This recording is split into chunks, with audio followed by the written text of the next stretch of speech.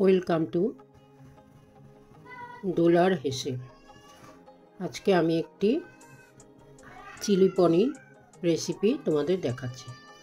তোমরাও করো, কিন্তু আমি কিভাবে করি তাই তোমাদের একটু দেখাচ্ছি।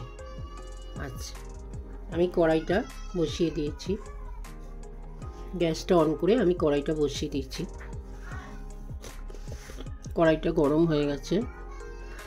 এবার আমি একটু রিফাইন তেল দিয়ে দিচ্ছি।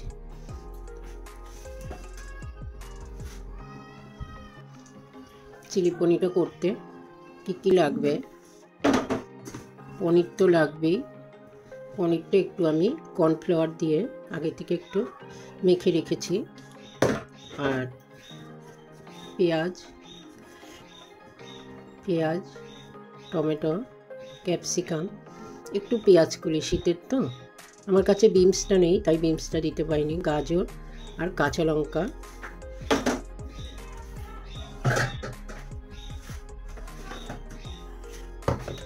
আর একটু টমেটো সস লাগবে। আর এটা হচ্ছে লাল চিলি সস, মানে রেড চিলি সস এইটা।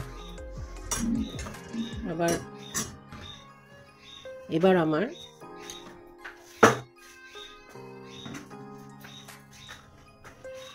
কড়াইটা গরম হয়ে গেছে। এবার আমি পনিরগুলো ছেড়ে দিচ্ছি। পনিরগুলো একটু হালকা করে ভেজে নিচ্ছি। তোমরা দেখতে থাকো।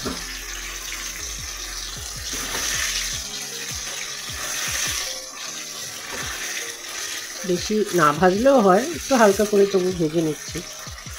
কর্নফ্লাওয়ার দিলে তাহলে ভেঙে যাবে না।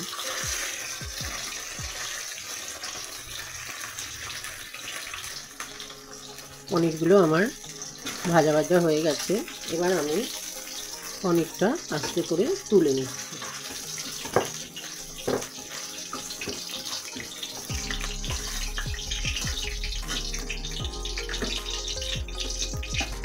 এবার আমি ওই তেলের মধ্যে পেঁয়াজগুলো ছেড়ে দিচ্ছি।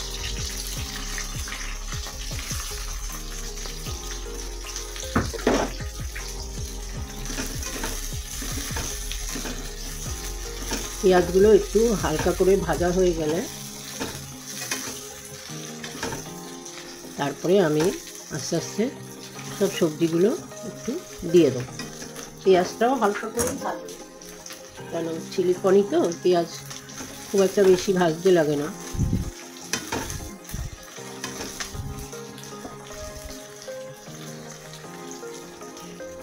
আমার হালকা ভাজা হয়ে গেছে।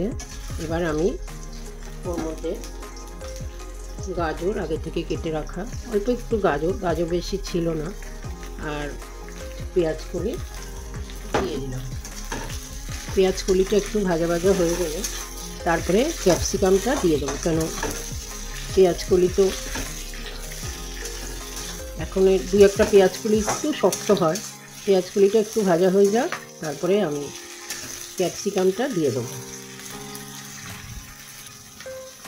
এবার আমি ক্যাপসিকামটা দিয়ে দিই।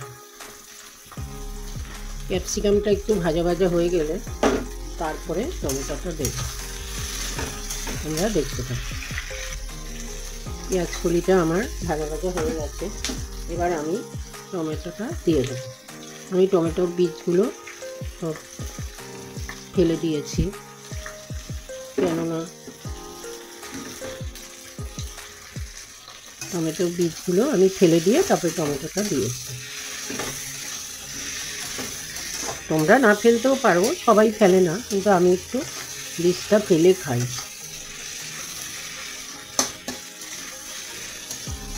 তোমরা দেখতে পাবে। এবার আমি আস্তে আস্তে সব দিয়ে দিচ্ছি। সবজিগুলো আমার ভাজা হয়ে গেছে, কেন এটা তো খুব একটা বেশি ভাজে না, হালকা করে ভাজতে হয়। আমি অল্প করে একটু, এতে হলুদ বেশি দিতে নেই, চিলি পনিরে দেয় না, মানে আমরা দিই না আর কি। এরপর টমেটো সসটা দিয়ে দিলাম।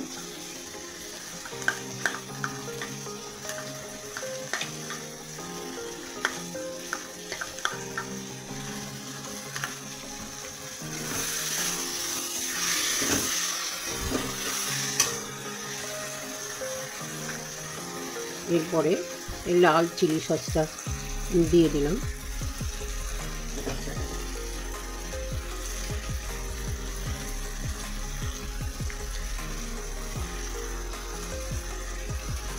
আর দিলাম না, জানি না তো এটা কত কীরকম ঝাল।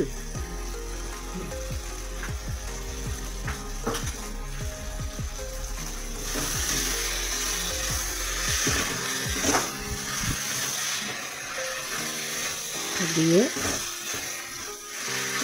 এবার আমি একটু অল্প করে জল দিয়ে দেবো। জলটা ফুটলে পনিরগুলো দিয়ে দেবো। অল্প একটু, জল না দিলেও হয়, একটুখানি জাস্ট দেবো।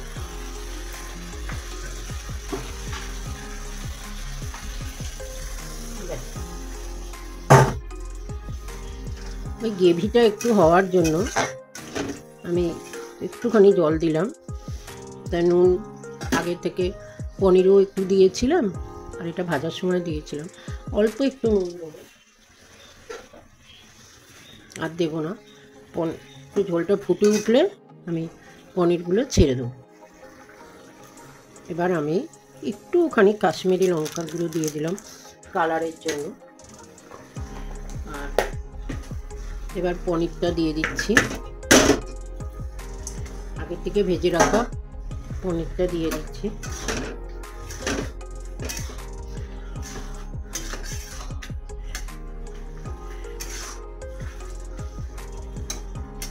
একটুখানি অল্প একটু মিষ্টি দেবো, এক ফোঁটা, বেশি না।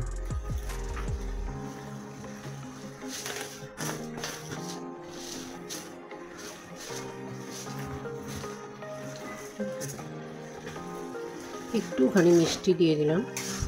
আর অল্প একটু হলেই, ঝোলটা একটু মাখা মাখা হলেই আমি চিলি পনিরটা নামিয়ে দেবো। তোমরা দেখতে পারো। আজকের মতো আমার চিলি পনিরটা হয়ে গেছে। আমি রান্নাটা এখানেই শেষ করব।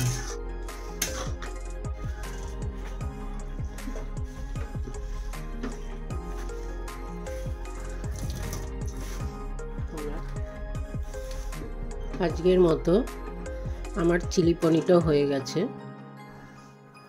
তোমরা সবাই এটা করতে পারো। আমি কিভাবে করেছি সেটা তোমরা দেখো। আর যদি তোমাদের ভালো লাগে তাহলে একটা লাইক করে দিও।